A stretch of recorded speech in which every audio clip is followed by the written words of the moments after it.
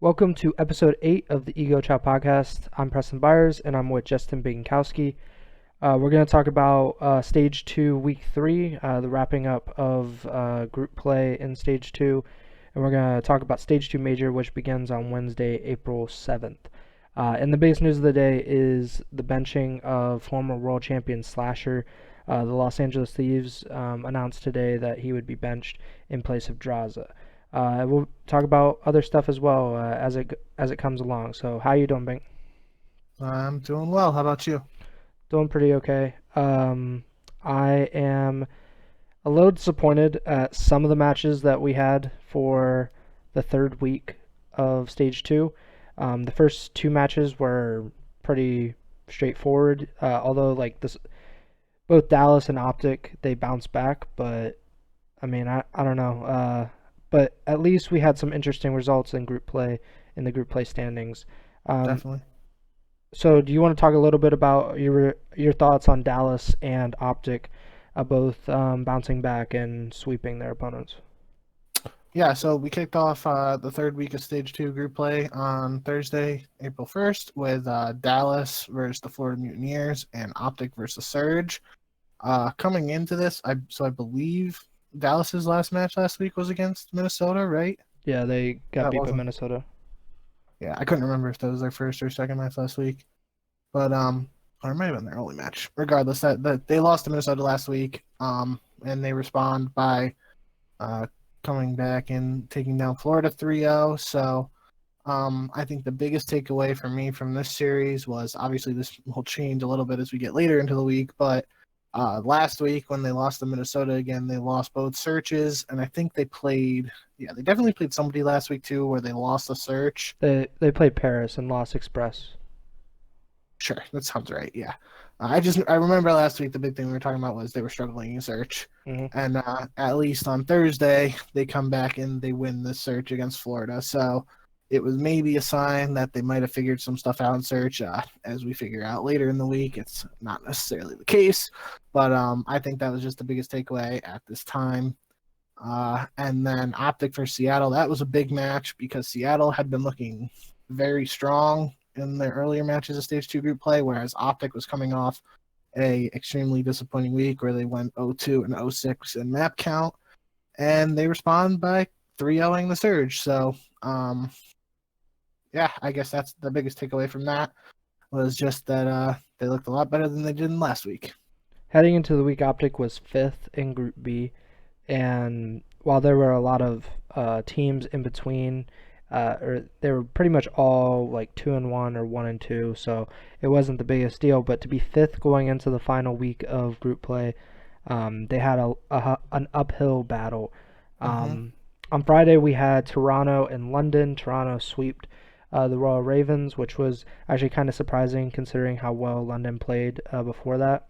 And we also had the biggest upset of the entire season, the Los Angeles Guerrillas, who looked like absolute shit the previous week. They hand Atlanta FaZe their first loss of the 2021 season. They win 3-2. Uh, we'll just skip over the Toronto London series for now. Let's just talk about Atlanta LAG. What are your thoughts on the Guerrillas pulling off this upset?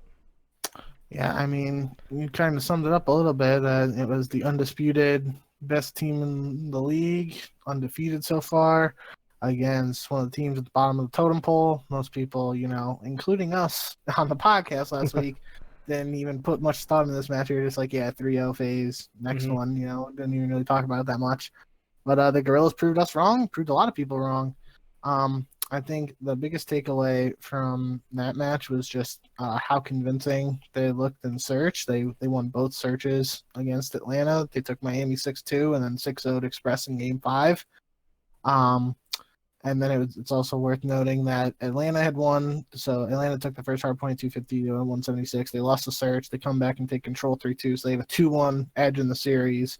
The series transitions to Apocalypse hard point, and they notably have a 153 to 90 advantage at one point in this hard point, and then they end up losing 250 to 154. So after that point where they were up 60 points, the Gorillas turn around and score 160 while FaZe only scores 1. So that's a pretty impressive comeback in late game performance out of the Gorillas. And they carried that momentum right into a dominant Game 5 search. Just looking at the stats, too, I'm pretty sure Silly was playing out of his mind in this series. Yep. He actually had a better series later that we'll talk about, but he had the highest KD in the series with a 1.25. And yeah, we'll get into the Gorillas' outlook and what this series might mean a little bit later, but I think it's a really good sign for the Gorillas, more so than obviously the FaZe losing their first match. You can put what weight into it you want. It's a group play match. They didn't lose in a major yet. Whatever you want to say from that. But that's a really important win for the Gorillas, especially because I'm pretty sure they were winless before that because, they beat FaZe and then they beat the Thieves and they finished 2-3. Yeah. So, that was a big win for them. It kept them, eventually, we'll get into that later too, but it kept them out of last place in the group. And, so I think that's definitely was surprising, and it's a sign of good things to come potentially for the Gorillas. I agree with you. And with FaZe, it was the first time that they looked, maybe not the first time, but one of the only times that they've looked human in this season. They've dominated Dallas on several occasions. In the Optic series in Stage 1, they struggled with respawns, but absolutely cooked Optic when it came to search. And the Gorillas made them look horrible in search. And we know that FaZe is one of, if not the best, search and destroy team in the entire league. At least coming into this match, they had, I believe, the highest win percentage in the game mode in the league. But we've been talking all season that LAG have the potential to be a very good search team. This is obviously most of the World Championship EG lineup minus Aches plus Vivid. So we knew that there was a lot of potential there, but before this, they had not shown any of that, at least to this extent. The series before this, where they lost to London, I believe, they looked horrible. Like, that was one of the worst series that they played all year. And then for them to come out against FaZe, the best team in the entire league, and beat them convincingly in search, it blew my mind. I don't really know how else to put that. Real quick too, we were talking about it in Twitter, but I thought it was especially funny after the match that Simp tweets out, "That shit isn't happening again. That series pissed me off beyond belief." And I remember putting, "Oh boy, the girl is just awake a demon." And could you imagine if they were undefeated before this match, playing like the best team in the world, and then they get kind of like slapped in the face, like a wake up call from the Gorillas, and now they go like just full on, like, I don't even know, just I can't even think of a word to describe it. They just become like a next tier above whatever they were before. That would be ridiculous, and I guess it could happen, and we'll see in the major. But I thought that was funny. Wanted to bring it up. Well, we'll talk about this a little bit later, but they did come out in their next match and slap around London, so maybe it did give them some extra motivation for that match at least. On Saturday, we had Florida versus Paris. Paris wins 3-1, and the biggest match of this day, at least the most interesting, and before Stage 2, we would have kind of looked over this match because, I mean, it's Minnesota versus Seattle, and Seattle in Stage 1 looked really bad. They were first rounded at the major. I believe they won one match total throughout Stage 1. But heading into this week, they were on pace to be a winner's bracket team and to finish with a winning record in Stage 2. Minnesota ends up reverse sweeping them, and this just continues Minnesota's really good play. With Standy, Minnesota is 3-0. And what are your thoughts on Standy just continuing to play well and Minnesota playing well with him? Yeah, I mean, he seems to be the biggest catalyst for this change. I mean, obviously, him coming into the lineup for Major Maniac allowed them to transition Priesta to an AR role, which that could also be playing into the fact that, I mean, maybe he wasn't as comfortable on a sub. Obviously, Minnesota was struggling early in the year, and that might have been a change that he wanted to do regardless of who they brought in. But at the end of the day, they bring in Standy, and he's playing well. Attach is still playing well, and Priesta is, playing better than he was before. And when you got, a solid AR like accuracy back there, he had a nice clutch in the game 5 against Seattle, if I remember correctly.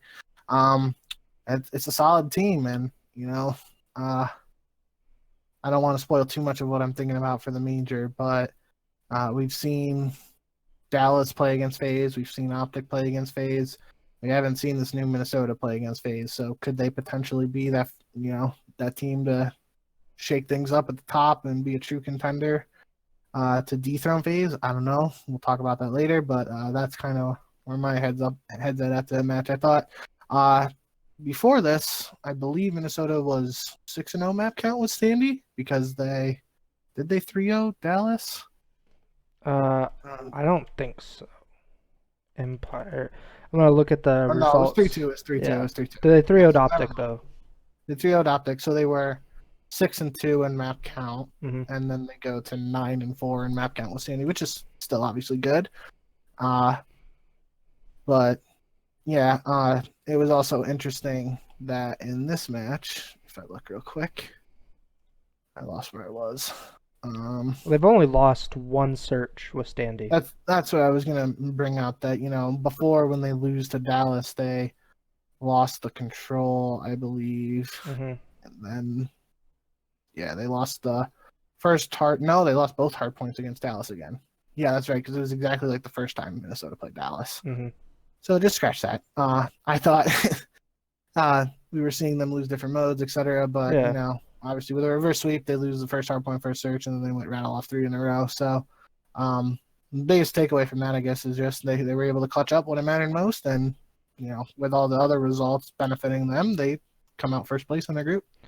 Well, in stage 1, they were one of the best search teams with Major Maniac, and with Standy, they're I believe they're now 4-1 in search with him.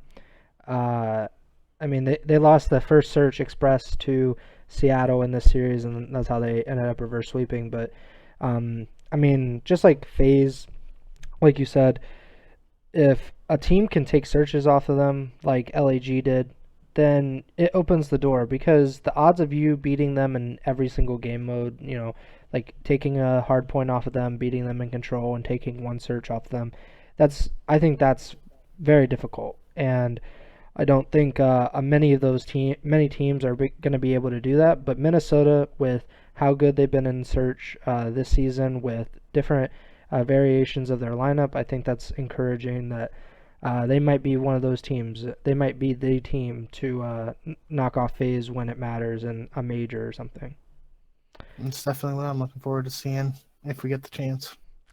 If you want to talk, do you have any thoughts on that Paris-Florida game I mentioned? We can at least we kind of breezed over too. On Friday, Toronto played London. Yeah. And just real quick, we can say Toronto swept them 3-0. I was checking hardpoint 250 to 140. The Raids Search and Destroy went 6-5, and then the Garrison Control was 3-1. Most notably, all of the players on London went negative. Shawnee had the highest KD with a .98. And then all of the players on Toronto dropped at least a 1.0. Insight was the only one who went, he went 36 and 36 with a 1, and then Cammy had a 1.67, which that was after the whole incident with Cammy's tweet. We don't have to touch on that too much, but I'm pretty sure that was his first match after that, so there were plenty of memes on the timeline. And then, like you said, the first match on Saturday before the Minnesota-Seattle match that we talked about was Florida versus Paris. And Paris took that one 3-1, with Florida only winning the Search and Destroy, so Paris won all 3 respawns. Neptune, most notably, had a good game in the Search, going 12-4. But other than that, Paris seemed to be in control of that series. We were talking about that earlier last week, too, how that was an interesting match just because Paris and Florida have faced off a couple times already previously this year. I believe it was Florida, Paris beat them in group play, and then Florida beat them at the major. Mm-hmm. So then this was kind of like the rubber match so far for what we've seen. So now Paris has a slight edge over them. They are on opposite sides of the losers bracket for this major, so we most likely won't see them face off again until potentially stage 3, unless they both go on absolutely crazy lower bracket runs. But yeah, that was looking at the stats. Neptune was the only player who had a positive KD for Florida with a 1.07, and then Aqua led the way for Paris with a 1.21.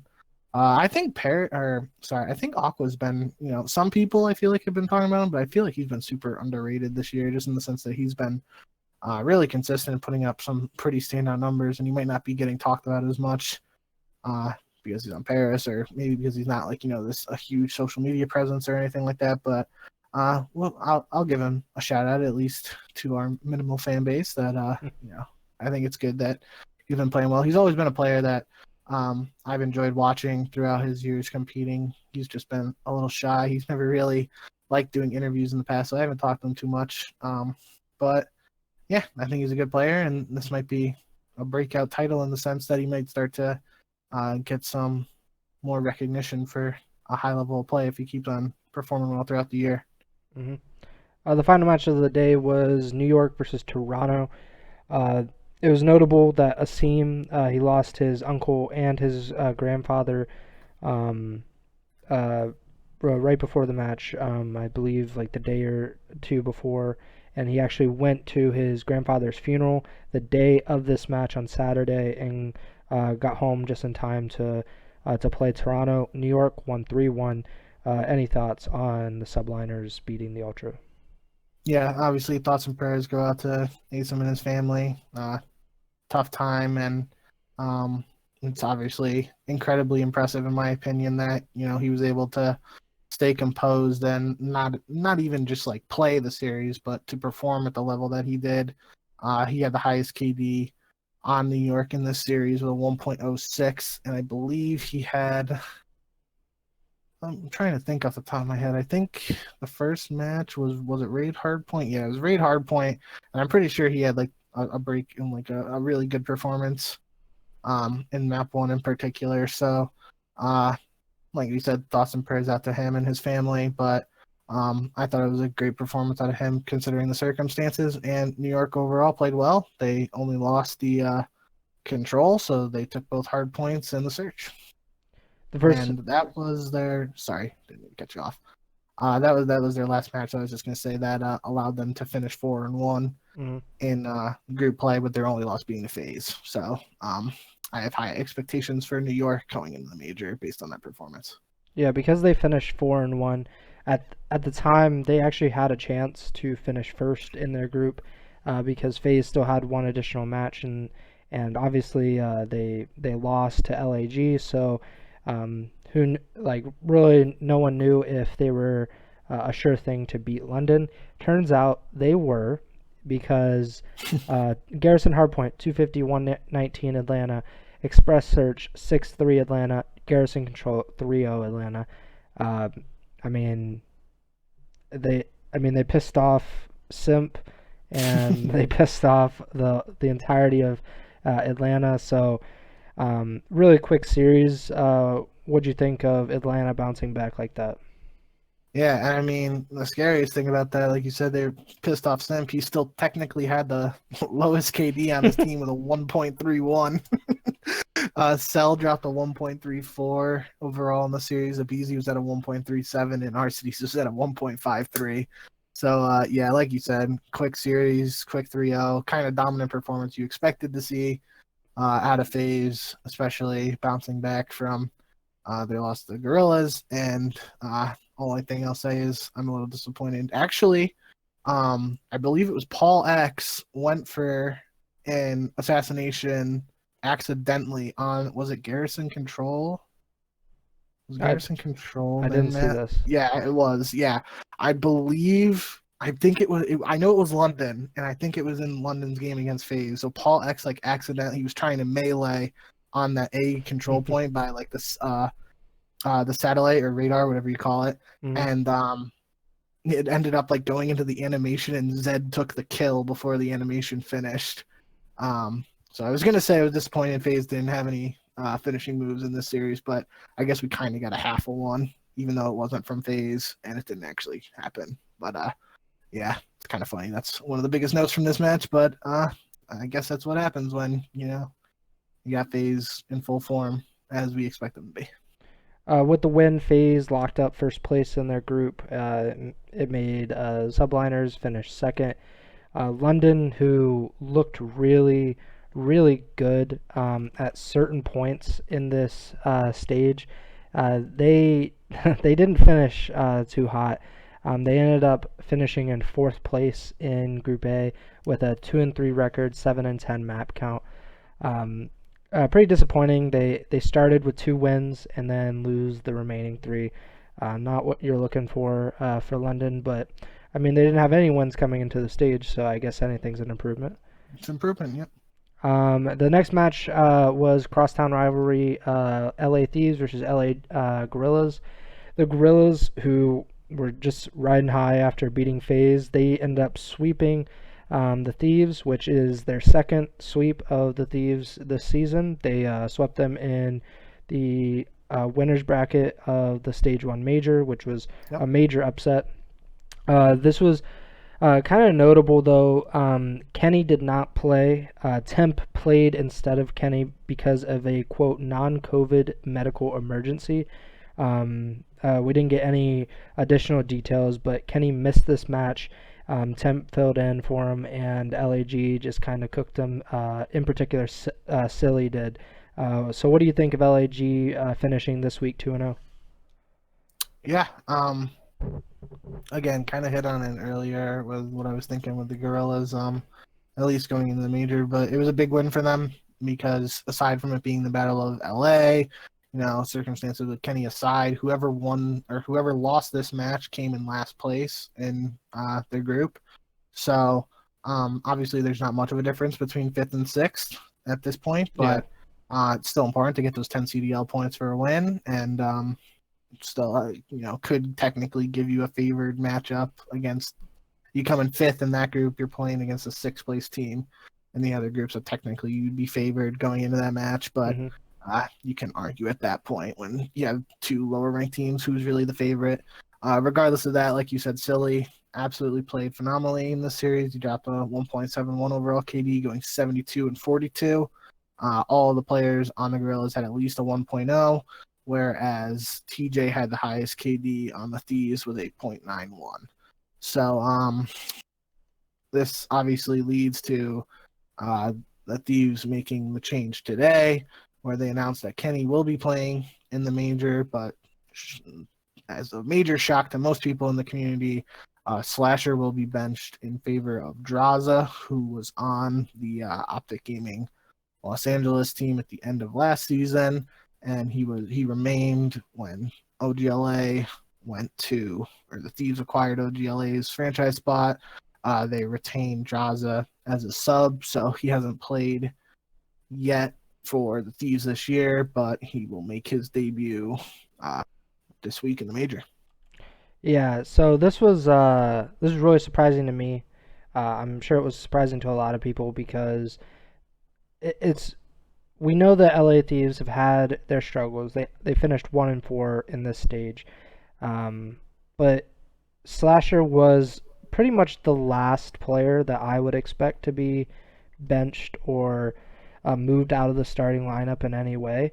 And the way that the tweet was worded that announced he was being benched, I'm going to pull it up real quick. The wording behind it, it said, quote, Draza has been playing incredibly well in challengers with multiple event wins under his belt this season. We're excited to see him play on the big stage this week as we give Slasher some time off. So that kind of wording made me initially think, okay, maybe Slasher's just like, we're not going to win the major. Just let me relax because this team is tilting the absolute hell out of me, and I need just a break, like a week off or 2 weeks off from this team, because we're not going to do anything at the major and there's no reason to. But it looks like he has literally been benched, and Yeah. they're actually trying to bring Draza in. So what are you thinking about this roster change? The roles don't seem to be matching up as well as you would imagine. So what are you thinking about this? I was thinking more along the lines of you in the sense of based on the wording from the tweet. I was initially thinking that it was kind of like the situation where uh, they might have been giving Slasher a break. But as I thought about it a little more, I was listening. Zuma did like an emergency flank uh, episode on his stream as soon as the news was announced. And I was kind of, after thinking about it a little bit, hearing what they had to say, Slasher doesn't really come across as that guy who, Yeah. even if they're in a bad situation, I don't think he wants to sit out a major. Like he's a really competitive person based on everything we know about him. And at the end of the day, even if the team's not going, in the right direction that he had hoped, I feel like he would still, if it was up to him, he would still be playing and giving his all regardless. Hmm. So I definitely think it's interesting that this is the direction they're going in. Most notably, like we were talking about with the roles, it seems like Kenny is going to be running the main AR, which is something, when he really broke on the scene in 2018 in World War II, he was one of the best PPSH submachine gun players in the league and in the world, I guess you could say too. And now, just like 3 years later, he's going over to a main AR. Obviously, he was running a flex a little bit earlier this year too. So with the current meta, there's no M4. He was kind of using the Krieg in both. He was using it as a flex, and he will be using it as a main AR. So it'll be interesting to see how he performs from that Hmm. perspective. But I also thought it was interesting that JCap, who, two-time world champion and the coach of the LA Thieves, was tweeting out that he thinks that COD is getting to a point. I'll just read his tweet. He said, the narratives that still exist about COD are hilarious and pretty outdated. COD has evolved in a similar way to basketball. It's basically positionless, and you need to be able to adapt and play any situation with any gun. And I understand the point he's trying to make there, but I also think Aches brings up a good point. In a follow-up tweet, he says, you think Arcides and Abizi could switch roles and be equally as good as each other in their regular roles? Obviously, JCap comes back a little bit of a sarcastic response. At least that's how I took it, was him being sarcastic, because I think Yeah. the answer to that is no. But that could also be an extreme example because Abizi is such a fast player. And I mean, RCDs, I'm sure, could play faster than we've seen in the past, but, we don't have much to base that on. So regardless, going on a tangent, I just thought, regardless of what Cap and them all said, I think it was interesting to at least bring that up because we have seen, for those who watch basketball, some teams, going for those smaller lineups, not, deploying a center and using more of a going for 3-point baskets strategy. Whereas, obviously, we don't really have anything like that in COD, but it could get to that point where, Thieves are now this roster experimenting with technically 4 SMG players and trying them out in different roles, see how it works. So it's definitely, we're only, they announced the change today. They had just played in a match with Slasher on Sunday. So at most, you would say if they practiced on Sunday, which I highly doubt after the match, you would assume that they have 2 days of practice today and tomorrow with this new lineup without Slasher, and they're going right into a major match. So not going to have a lot of practice with this new roster in its current form, but it'll still be interesting to see how they perform and what they're able to do. I didn't get a chance to watch this clip, but our boy Crone at Intel Call of Duty, he tweeted that Kenny announced, or he said on his stream that Yeah. he asked to be benched or traded a few weeks ago. So did you watch that clip? Like, could you give us some context on that? Yeah, so that's just basically all he said was that he thought like he didn't go to the Thieves or Mud Dog, who's their GM, and say like he like demand a trade, say I want to go to this team or that team. It was kind of more along the lines of him saying that he wanted to make a change in the team, even if it involved himself, just because like he felt the team wasn't clicking and they needed to do something. So yeah, that was basically the gist of it. I tuned into Kenny's stream after he had said that, but he was already like to the point where he said he wasn't going to talk about it anymore. So I didn't really hear anything beyond what the 2 clips that I saw Crone tweet. But that was the main gist of it that I got. It's an overall interesting situation because, I mean, the core of this team has been together for, what, 3 years now? Because Kenny and Slasher, at least, were on the original, or I guess it's not the original, but like the originally successful 100 Thieves roster in Black Ops 4. Um, and they had role issues back then too. I distinctly remember Pharaoh Yep. essentially being pushed out of the starting lineup because uh, the roles did not make sense within their team. I believe it really centered around Kenny not wanting to. I think it was like he didn't want to run like a SOG Yeah. full time. He wanted to be a flex, so he wanted to run the Maddox. And it ended up they changed rosters, and they obviously had a lot of success from that. Where do you see this going? Where do you, because this seems to be like a stopgap kind of thing. Like this is just for the major. I can't see this roster in particular being the only one. So like, what do you think? Our good friend Mike Merchant says the answer is to bring back Aches and Nelson, and That's obviously I it. think I think he might have just solved it. Yeah, he might be looking at the Mud Dog needs to hire 2021 Mike. CBL champs. um, nah, but I mean, the biggest thing is like, how much can we take away from the wording of the Thieves tweet? Is it really just a temporary? I don't want to say benching for this first reference.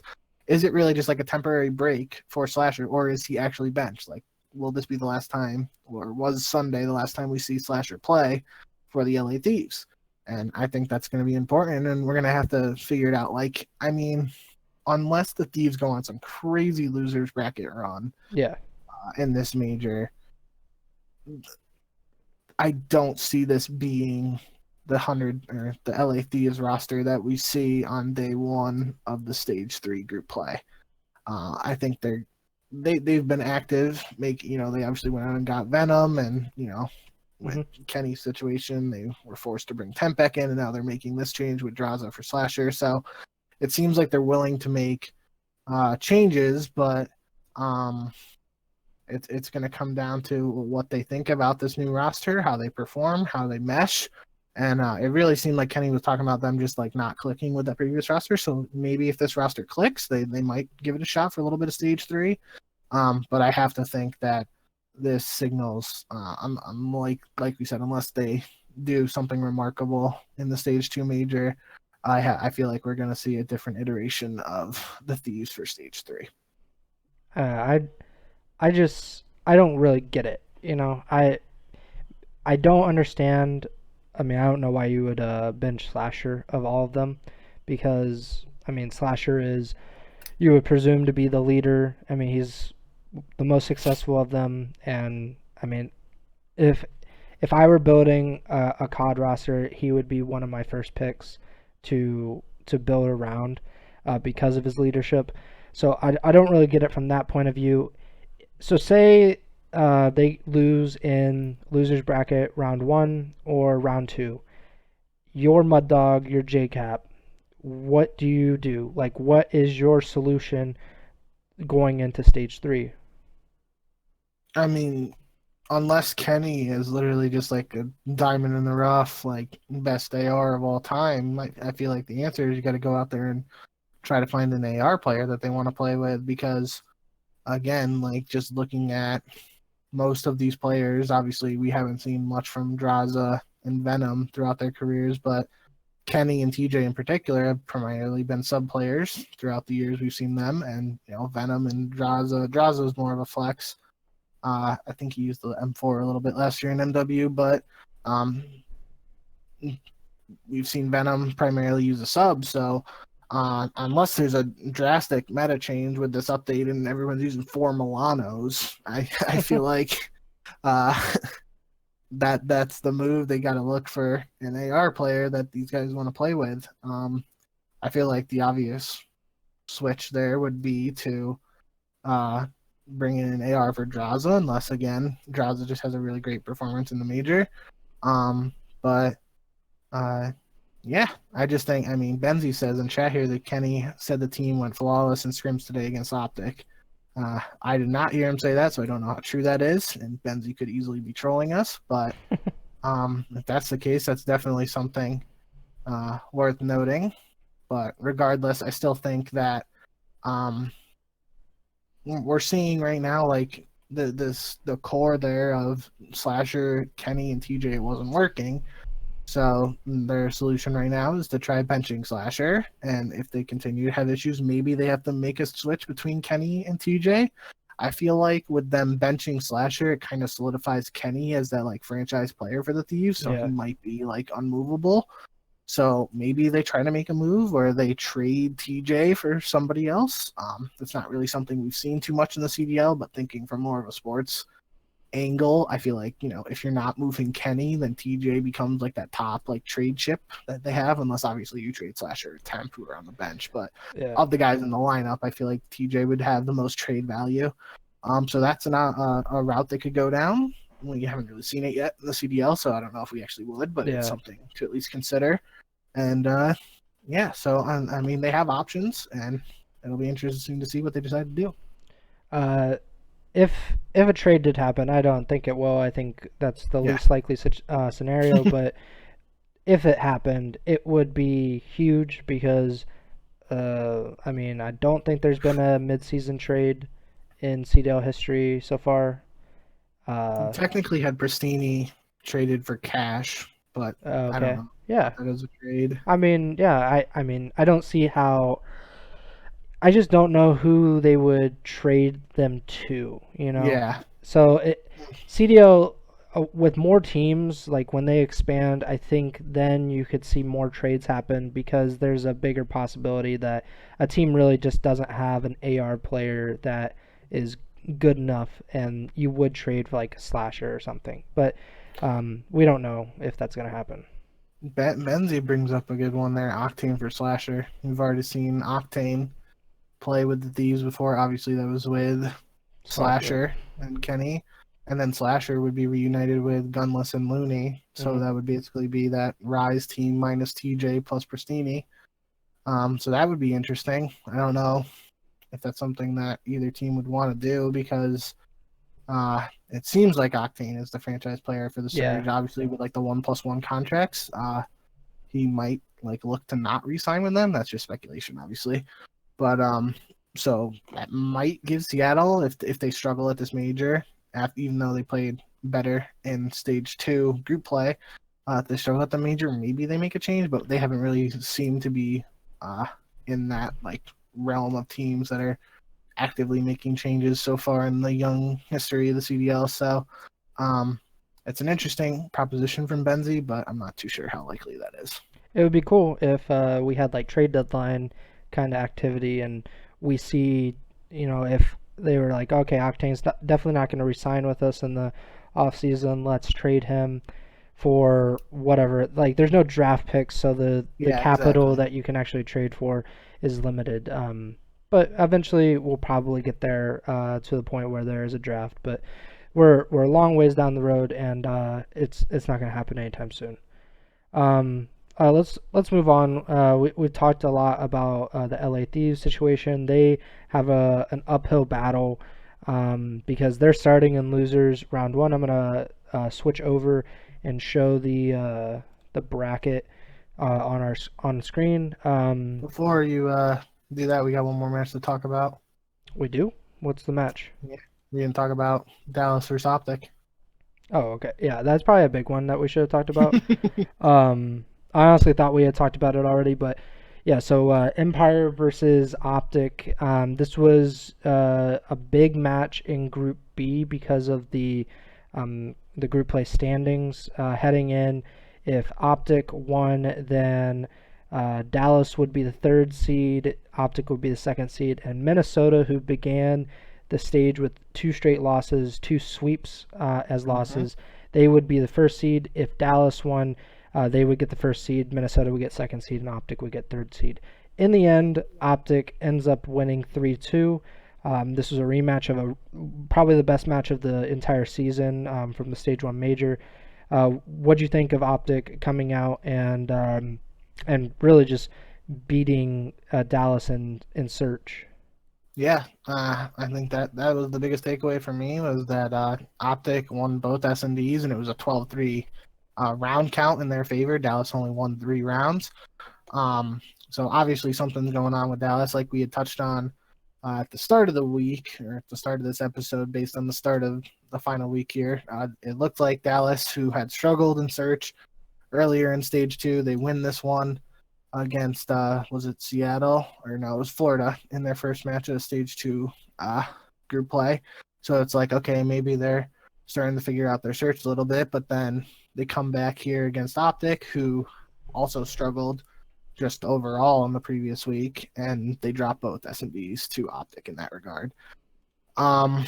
So obviously I think it's a bigger sign of improvement from Optic. It kind of makes me think that the previous week was more of a fluke than any like major worrying sign from Optic. Something could have been going on behind the scenes, or like they weren't adjusted to something in game. Maybe they like had a bad week of practice. I don't know. Regardless of what happened, they look much better now. Especially with a big win here against Dallas to get the second spot in their group. I think it was a good sign for them moving into this major. If we look at the stats, all the players on Optic had positive KDs. I believe Dashi had the highest KD with a 1.32 overall in the series, and Envoy had the lowest with a 1.16, which is still obviously good. Yep. Whereas Shotzi had the highest KD on Dallas with a 0.99, and everybody was below him and negative for Dallas overall in the series, which is kind of, I think it was Aches who I saw actually say that he was kind of surprised that Dallas still won 2 respawns. They won the first hardpoint and the control with negative KDs, so that was That's such an worth Optic thing, mentioning, I though, guess. to allow a team to get outslayed so heavily and still lose respawns, though. Like, that's old Yeah, Optic. and I mean, and the first hardpoint too was 250 to 244 Dallas, so it was a close one. But regardless, I think the search is the bigger takeaway from this. And then we also saw Crim6 tweet after the series, most notably that Empire PSA here, we will pay for S&D lessons. So I don't know if they're going to give Coach Trem a call or not, but at least it sounds like they're going to be trying to figure out what their search issue is before this major. They don't have a lot of time, but definitely sounds like something they're going to put the time in and work on, which, you know, with Krim and those talented youngsters around him, they have the talent to figure it out and get back on track, but it'll just be worth keeping an eye on to see how they perform in search in particular in the major. Or maybe they'll call Tupac because he's been vocal about getting involved with the CDL team and teaching them search and stuff. So I mean, he was with Chicago last season as kind of a S&D analyst, coach sort of thing, I guess. So maybe he can do something similar with Dallas or any other team, because, I mean, you can't get too good in search. I mean, even FaZe, who is the best in LAG, who are right up there in Minnesota, they can always get better. There's always room to improve. So and they were one of the teams too. I didn't mean to cut you off. Sorry. no, I don't know what Dallas's like win percentage was in search before this. Yeah, I'm not too sure either, but I was just gonna say that Tupac. I just had to scroll back because I sent it to Trem because I was kind of shocked. Tupac tweeted on March 26th, I need 3 S&D grinders to play FaZe in an S&D rotation with me in 2 hours. Must follow full GAs. So I sent that to Trem because I was just like, damn, FaZe is like going so hard that they're the first team reaching out to Tupac that we know about, at least. Yeah. Granted, some teams could have done it without, you know, him tweeting it, but I was just mind blown that because at that time FaZe was still undefeated and they're the team that's going out of their way to try to get even better than they already are. So I thought that was remarkable. But yeah, that's definitely something too that I would love to see the Empire try to work with Tupac if they think that's the way to improve their S&D. But whatever they do, definitely going to have my eyes on them to see how they perform in the game mode at the major. Speaking of the major, let's go to that. We now finished the matches. So in winners bracket round one, we have Optic Chicago versus the Toronto Ultra, and the New York Subliners versus the Dallas Empire. In losers bracket round one, we have LAG versus Florida, and Paris versus this LA Thieves roster. So, would you want to start in the lower or upper bracket? Let's start in the lower just so that we get to the point where it matches up with the loser of winners dropping down. So let's Okay. just do like the first 2 rounds of losers and then go from there. Okay. So start with LAG in Florida. I'm picking LAG 3-2 in that one, just based off of what we've seen most recently from LAG. If they continue to play at that level, I think they should be able to take this one. I really like the talent that the Mutineers have on their roster, and I think if they're like in another matchup, like if Mutineers was playing against LA Thieves, perhaps, like I would probably pick Mutineers to win that, especially with the roster change situation going around with the Thieves. But this is the match they drew, and it's probably the toughest first round match that we see, just based off of LAG's recent performances, and that's what I'm going to base off my pick, going with the Gorillas. Yeah, I'll go with the Gorillas too. They've looked really good in the last week. Florida has not looked as good. Big Wake, he is not looking as big right now, so that's disappointing for them. That's the wrong time to not be trending upwards. So I'll go with LAG there. Let's bump down to Paris, LA Thieves. Who you got? I did my bracket earlier in the day, and I picked Paris 3-1 before I knew about the slasher roster change, but now I'm just going to say Paris 3-0. I think, regardless of what Benzi's saying happened in scrims with Optic, I'm not putting too much weight into that scrims. I just think Paris might not look like the strongest team right now, but they've at least had more time to play together and more practice, so they should be able to take care of business against a Thieves roster that should, in theory, only have 2 days of practice together. Yeah, I go with Paris too. I probably, even before the roster change like you, I would have went with Paris. So, yeah, I mean, there's no reason to think that even with how good they are in scrims or whatever today, I mean, Paris has looked pretty good at times during the season. Let's start in losers round two. So Seattle, in our scenario, Seattle would play LAG. Who do you got? I'm going with LAG in that one. I think that's a match that can go either way. Obviously, it's easier to pick the team that's already in that loser's bracket round two than to base your pick off of expecting a team to win the previous match. Yep. But I still just think based off recent performance, like Seattle has played well. But obviously they didn't close things out against the Empire. They lost in round 11 there with a few milliseconds left on the bomb before they could get the defuse. So they weren't able to win that, and then they get reverse sweep by the Rocker. So although they have definitely improved since stage one, I just think LAG is the hotter team right now. They're they beat FaZe. Yeah. I don't know how much more you really have to say. Like, if they're playing up to that level, they should be able to beat Surge. So I'm picking LAG. I said 3-1 for that one. I agree with you. Seattle, if they had come into the major looking how they did coming into week 3, I think I would have picked Seattle regardless of the Gorillas' win over FaZe. But Seattle didn't look nearly as good in that last week, and it's like Florida. They've shown their potential. They've shown how good they can be. It's just about putting it together at the right time, and I don't think they're going to be able to do it. I'll go with LAG as well. In the second match of losers bracket round 2, London versus Paris, the European matchup that doesn't have all Europeans. So who do you have, London versus Paris? I'm going with Paris in this one, also 3-1. I was thinking earlier too, like I was just saying, obviously it's harder to pick that team based off of them expecting them to win the earlier match.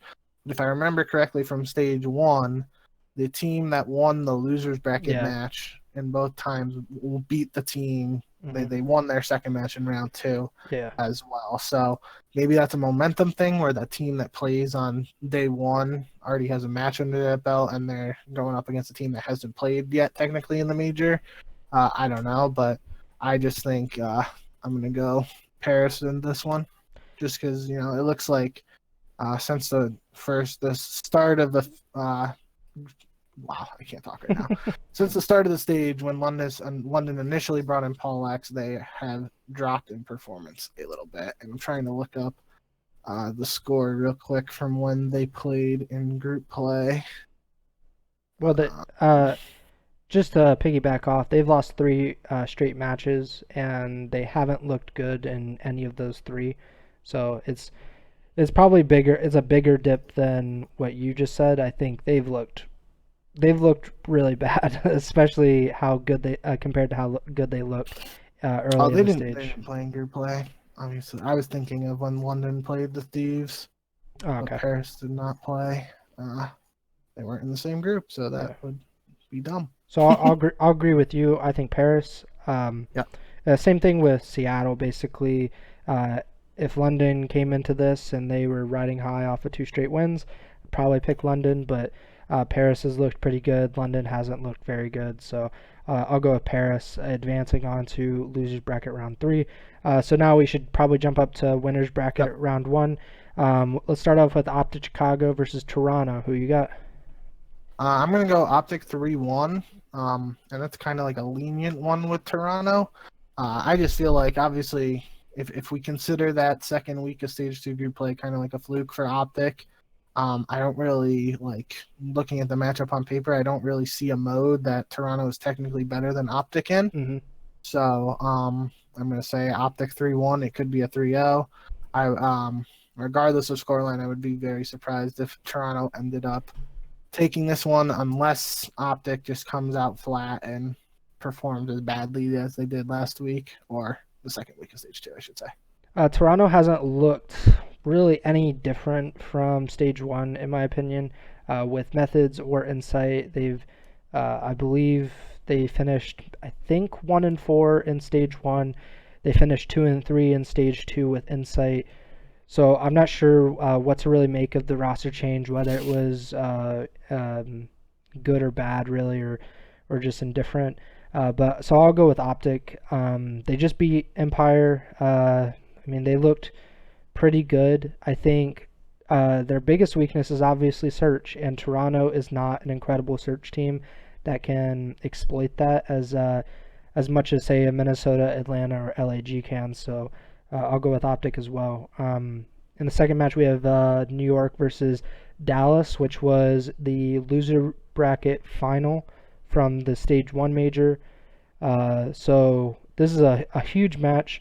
They faced off, I think, 2 times in Stage 1, I believe. Would have been in group play in the major? Yeah, they definitely played in group play because New York's losses were to Dallas, reverse sweep to Dallas. It was the reverse sweep, yeah. And they also lost to the Thieves. So New York is 0-2 against Dallas in the CDL season. Do you think they can break that streak? I do. I picked New York to win this one 3-2, simply just based off the fact that I think if New York can get to a Game 5, they should, in theory, with Dallas's current form of search, be the better search team. If for some reason, obviously, there's a world where it doesn't go to Game 5, and Dallas is able to clutch up in the respawns, that could be a potential, but I'm going to go with New York in this one. Yeah, I think I agree with you. I think New York has looked really good. Like you, I think it is worrying if they can't take one of those hard points, because even if they take the control, I just don't see a way from them to win this series. Without probably taking the first hard point. New York has looked a little sloppy at times in game modes. I think they lost their control to Toronto, who hasn't been a good control team this year. They haven't looked perfect in hardpoint, But Search, I would definitely agree with you that they've looked a lot better than Dallas, especially recently. So I'll go with you on that one, New York, into winners round two. Do you want to drop down to losers or stay in winners semis? Losers is fine. All right, so it'll So be. Oh yeah, you go ahead. yeah, so you picked LAG and Paris, right, for round two? Yes, I did. Yeah, so then the top matchup would be Toronto versus LAG. The bottom matchup would be Dallas versus Paris. Okay. So let's start with LAG Toronto. Who you got? Inspired by UCLA's March Madness run to the Final Four and almost taking down Gonzaga, I came really close to picking LAG to win Like a this Cinderella matchup run. over Toronto. But I'm going to go Toronto 3-1 in this one. I think that's if the Gorillas continue to play well, I could see them winning this matchup. But I think their quote-unquote Cinderella run through the losers bracket will come to an end here. I'm going to say LAG is still dancing at the end of this one. Wow. Like Mick Cronin, I think Bevels is just he's pushing his guys to the Final Four. It's so it's either LAG top four. Yeah, LAG is either going to lose in losers round one to Florida, or they're going to win the entire event. There's no in between with this team. So I'll say LAG over Toronto. Toronto hasn't looked great or anything, and Search is obviously a big strength for LAG in this series. So especially if they can get to Game 5, they should be okay. And then we have Paris and Dallas in that other losers round 3 match. So who do you have in that? I put Dallas 3-0. I wanted to, based on Dallas's struggles in Search, if they were facing a better Search team here, I might have picked Dallas to get a very disappointing finish in the major, considered, or at least up to their standards in the past. But I think Dallas will take this one, regardless of if Dallas loses to New York, regardless of who they play in round 3. They should be able to bounce back and take down either one or Paris. But I put Dallas 3-0 Paris. Yeah, I mean, I want to ride with Mike and say Paris is winning champs and winning this major, but they don't match up particularly well with Dallas. They're not one of those teams, like you said, that's better in Search and is able to exploit it. So, I mean, I've stick to my rule that I don't pick against Paris unless it's against one of the top teams in the league, and it's worked out pretty well for me. But I'll go with Dallas on this one. And I think, just real quick, I think that obviously we're predicting very far ahead. Yeah. So there's a world where New York just absolutely 3-0 curb stomps Dallas, and Paris 3-0 smokes the Thieves and London to get to that point. Then maybe Paris is able to just keep riding the momentum and take down Dallas. But regarding those, if we don't see those extremes happen, I think Dallas should be able to take care of business here. Yeah, so let's bump up to winner semis. Atlanta versus Optic. It should have 100,000 viewers or more. Who do you have Atlanta versus Optic? Atlanta 3-1. Okay. Not picking against Atlanta until they give me a reason to. You don't think the LAG series was a reason? No. Okay. I was just kind of trying to bait you into maybe changing your pick so I could pick Atlanta. I'm going to pick Atlanta. There's no reason not to. Even that one loss where they essentially, I mean, Optic is not a particularly good Search team. Atlanta obviously is. And Atlanta just choked that Apocalypse hardpoint, which I don't see them getting outscored 160-1 a lot of times. So I'll go with Atlanta in this series as well. And then Minnesota, New York in the other winner semis. So this is, Minnesota, I believe, got curb stomped in stage 1 by New York group play. So I think you're right. I think that was a seam just popping off, and it was one of the quickest series of the weekend. Yes. So yeah, you're right. And I think that's when I was playing against you in fantasy with a seam, and he dropped 9 KD in Search. Yeah, bless that man. He's so good on my fantasy team. So Minnesota, New York, who you got?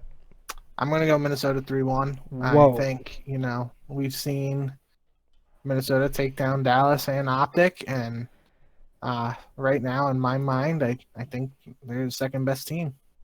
And it might be, I don't really think it's too hot of a take just based off of group play performance, but we haven't seen this roster play against New York, so it'll definitely, if this matchup happens in the winner's bracket, it'll definitely be interesting to see how Minnesota stacks up. But Minnesota's undefeated right now with Standy, so I think that continues in this round, and they take down New York. I'm worried for New York if it goes to a map 5 because of how good Minnesota has been in search throughout the season and in stage 2 since making the change and putting in Standy. Regardless, I'm going with New York. I think they're the better respawn team, and from what we've seen in this stage with how rocky Optic has been, and so is Dallas, even with Minnesota trending upwards with Standy in the lineup, I am going to say that New York is actually the second best team in the league at the moment. Like, if we were going to do power rankings, I would put them at number 2.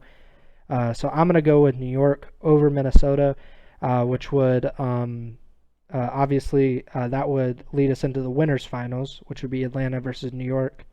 They faced each other in the first match, I think, of this stage, and Yep. New York handed Atlanta their first search loss of the stage, but ended up losing the series. Do you think something similar is going to happen in the winners finals? Well, you have Minnesota, so I guess you're different. So Minnesota versus Atlanta for you. Yeah, so I really just think this is the matchup I want to see, regardless of where it happens in the bracket. I think it's going to happen in the winner's bracket based on my picks. But I really just want to see how Minnesota stacks up against Atlanta. Like I just said a couple minutes ago, we've seen Minnesota take down Optic with Standy, and we saw them take down Dallas with Standy. So in theory, based off my picks, I want to see them play against New York, and I want to see them play against FaZe, just because those are the top 2 teams from that other group, and I want to see how they stack up. So I picked Atlanta to take that one 3-2.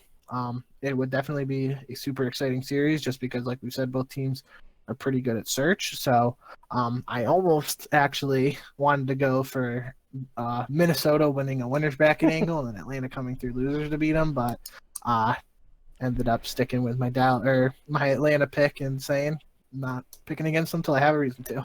We would have to piss test you if you picked Minnesota over Atlanta, to be honest.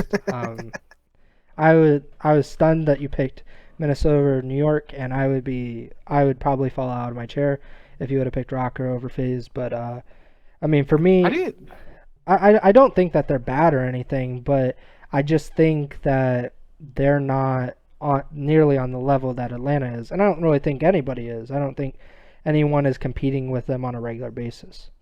That's just my just thought. don't think. I mean, when you said when I said I was taking Rocker over New York, you made it seem like I was picking I don't know, Oral Roberts to beat Ohio State or something that you just wouldn't expect to see. Low blow. All right, that'll do it for the Ego Chall Podcast. We'll see you in episode 9. But I mean I mean you made it seem like that was just a crazy outlandish pick, and I just think Minnesota's looked really good with Standy. So in my head, I want to see them play against New York, and I want to see them play against FaZe, which is the top 2 teams from that other group. So I think if Minnesota continues to play at the level they have, I think they should be able to beat New York. But obviously, FaZe is a different beast, and as long as FaZe is playing up to that top level that we've seen for them for every single series so far this year, except against LAG, I think FaZe will end up taking care of business there and reaching the grand finals. Yeah, I don't want to disrespect Minnesota at all. I think they're obviously really good. They beat Optic and Dallas, who were the 2 of the top 4 teams in stage 1, and I think that they match up really well with FaZe with their search game. So I think it could be a really fun series. I was just thinking New York is, in my mind, the second best team, and it's in my mind, it's also pretty clear that they're the second best team at the moment. So that's why I was surprised, but I definitely think Minnesota has a great chance at getting to winners finals. That being said, though, In my scenario, I think New York and FaZe will face off in winners finals, and I think FaZe will win. I wouldn't be surprised if we see Express Search again, and maybe New York will win that again. Atlanta hasn't looked too great on it, and I don't think it's like an instant veto for them. I think their instant veto is like checkmate Search. So Subliner's been really good at vetoes in the past, so they probably keep that in and make sure that they can at least take one map off of FaZe. But yeah, I don't see anything slowing down FaZe for the time being. That's a good point, though. We can move on to the lower bracket real quick, but that was a good point about New York with vetoes. We saw them, pull out. Oh, was it with Optic? It was against Optic. I was trying to think of the map. Was it Crossroads, Hardpoint, and then Garrison Search? Yeah, Crossroads, Hardpoint, Garrison Search, Checkmate, Control. Regardless of what it was, we saw them last major. They were in that losers bracket against Optic, and they'd already lost to Optic in the tournament, and they went with something unconventional, maybe threw Optic off their game a little bit, and in the end they ended up taking them down and upsetting them there. So that's definitely something worth mentioning, that New York could have a trick or two up their sleeve in terms of the vetoes. Yeah, and they saw some weaknesses in FaZe's game with LAG, so who knows what happens in the vetoes and how that series would shake out if they face each other. Let's go down to the losers bracket. So you think that Optic would lose their winners bracket match and be bumped down. So who would they face in your scenario? This one, it flips. So the loser of the Atlanta match goes to the bottom of round 4. So they play Dallas. The loser of the Minnesota match goes to the top one. So in my bracket, I have New York versus Toronto. You would have Rocker versus LAG. Yeah. And then in my bottom one, I have Optic versus Dallas. And I have the same. Okay. So in that scenario, I would pick New York to beat Toronto 3-1, and then Dallas 3-2 over Optic. That's a little bit of a shocker. I just felt like I didn't want to pick Optic for the sake of picking Optic. I could obviously easily see them win that one just based off of recent performances, but something's telling me if they rematch, it could be another Game 5 thriller where Dallas, if they're able to figure out their search, they might be able to pull off the upset. But that would just definitely, regardless of who wins that one, if we see Dallas versus Optic and loser bracket round 4, I believe that means one of those teams is getting top 6 in the major. Yeah, so that'd be really surprising. We saw Thieves finish top 6 in the first major, which was the big surprise. In my scenario, I have LAG versus Minnesota. I'm going with the Gorillas. We're rocking with LA. Holy shit. In their defense, they match up pretty well with Minnesota. They're one of the best search teams. And I think if it goes to Game 5 and they can steal a hard point or a control, they can do it. You're going full UCLA? I'm not confident, but I'm going with it. So I'll say LAG. They're rocking over Rocker. Yeah, I'll go with LAG into round 5, I think. They're making one of the best loser bracket runs of all time at this point. So LAG into round 5, and I think Dallas beats Optic. Wow. I mean, Dallas got outslayed so heavily in the most recent matchup, and they nearly beat them. Like, if they just don't choke in searches, they can do anything in search, anything at all. They should be able to beat Optic if they continue their good respawn play. Just search has been such a killer, and Optic's not a great search team. So I mean, the opportunity is there in my mind for Dallas. I picked Dallas in my bracket, but for the sake of the show, I was picking Dallas there because I really thought you were going to pick Optic. Yeah, I don't know. I when I fill up Mike's pick'em, I might change my mind. I'm not sure. I want to see it. I want to see Dallas versus Optic as many times as possible because we've seen 2 great matches already this season with them, and they match up really well. So yeah, I'll go with Dallas into round 5, which would make your scenario. Who would it be? Toronto? No, for me, losers round 5 would be New York versus Dallas. Oh, okay. New York versus Dallas. Who you got? So that was the other part of my thinking with the Optic versus Dallas match is that I think we could see either team win it based off recent performances. You might give the edge to Optic. Mm-hmm. I was leaning Dallas. But then when I was thinking about it more, I think regardless of who wins Dallas versus Optic, which should be a great match if we see it, Mm-hmm. I think New York ends up taking that next match. So kind of like you were saying, you think New York's the second best team. I have them ranked pretty highly in my head right now. So I think in their current form versus especially if some of these other teams are struggling, in certain modes, as we've seen. I just think New York would take this one. So I picked New York to beat Dallas 3-1 in this match, which would be the second time they face off if it happens. So in my scenario, I have LAG versus Dallas. Oh my God. And I'm rocking with the Gorillas because Dallas's search sucks and the Gorillas don't. Oh my God. So that would... I mean, that's a lock. Like, if you're a bettor out there, you might as well just put as much money on it as possible that LAG win all these matches. So LAG into losers finals, which would be probably the greatest loser bracket run of all time because. Well, no, they'd have to win the event to get the greatest they loser are bracket run of all time. They look so bad in group stage at one point that.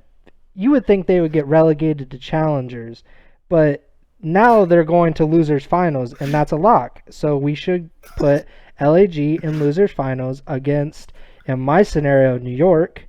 In your scenario, you're saying New York would play who? Minnesota. So, yeah. So Minnesota versus New York.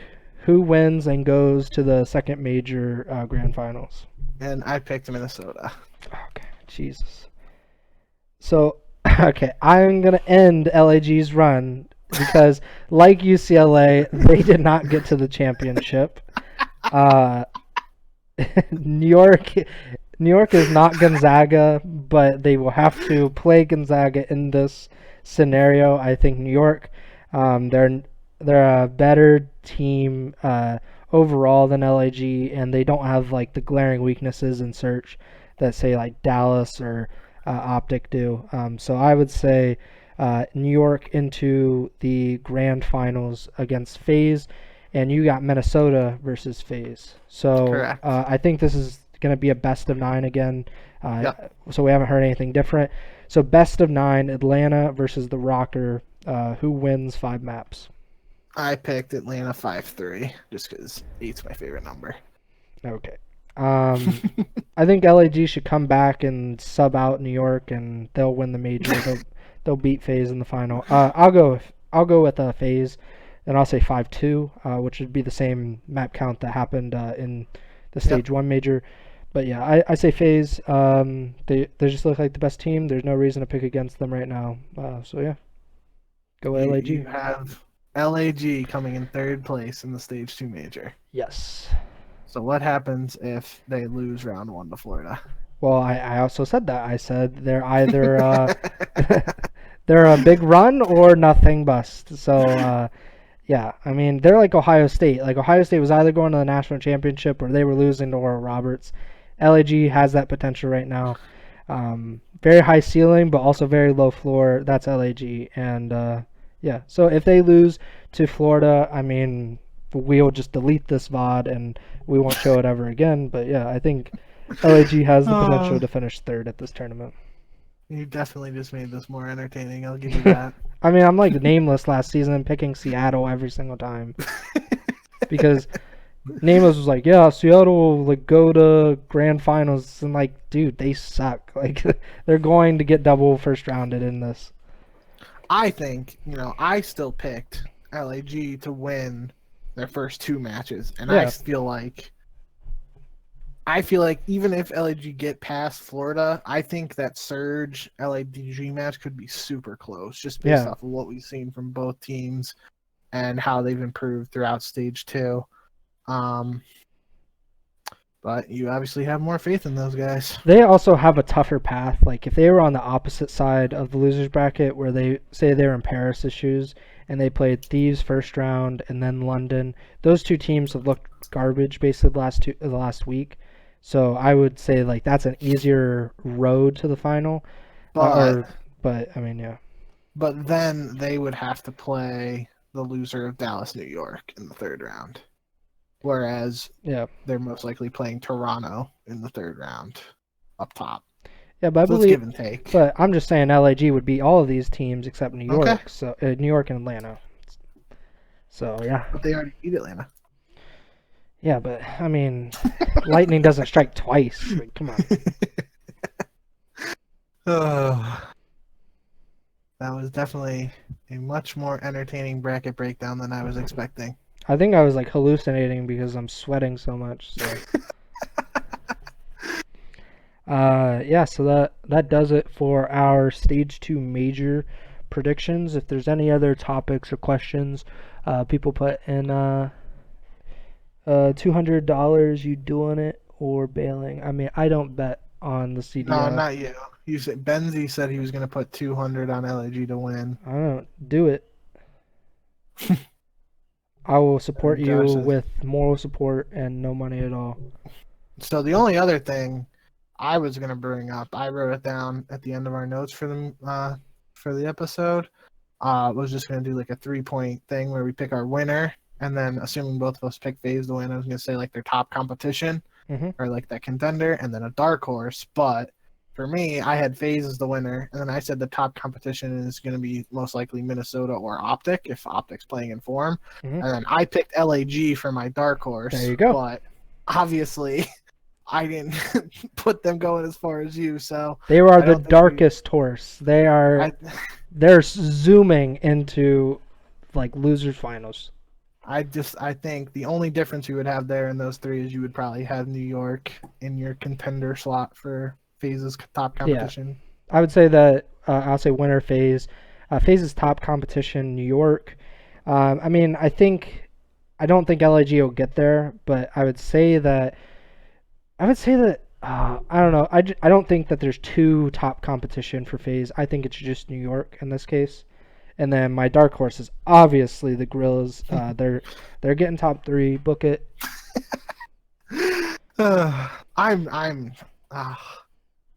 Wow. No, Josh is saying LAG win, you get $500. LAG lose, I get $200.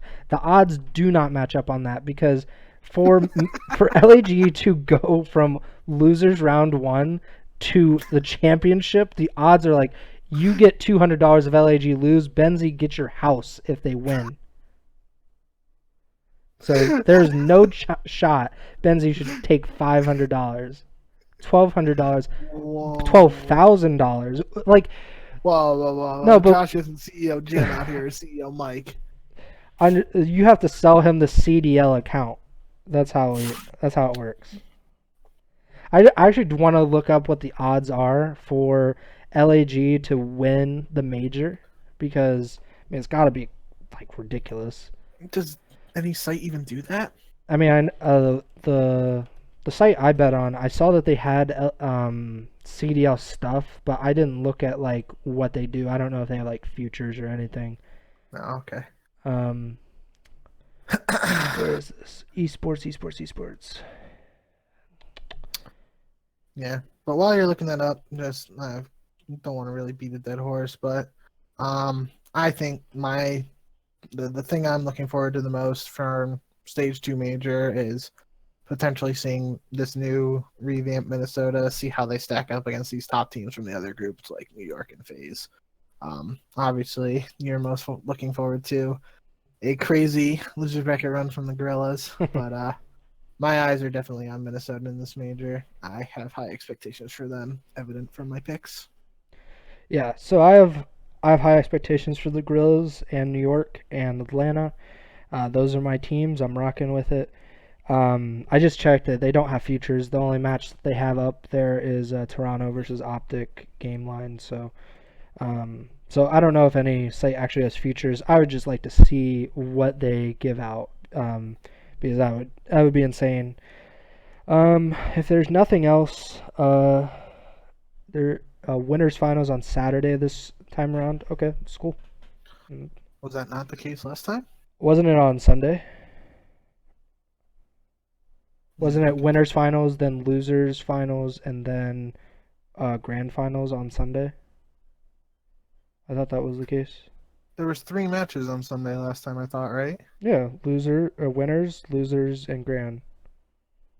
Oh, so they just switched. Yeah, they put winners Losers round on. 5 and winners final. Oh, Yeah, okay. so it'll just be losers to start off, and then grand finals. Yeah, I thought last time it was a little too much considering how long the grand finals can turn out to be.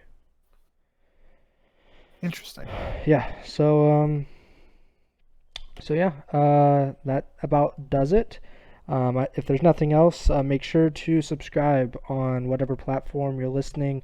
Spotify, Apple Podcast, Google Podcast. I think there's like Podbean or something. So make sure to subscribe or follow us on whatever platform. Give us 5 stars on Apple Podcast.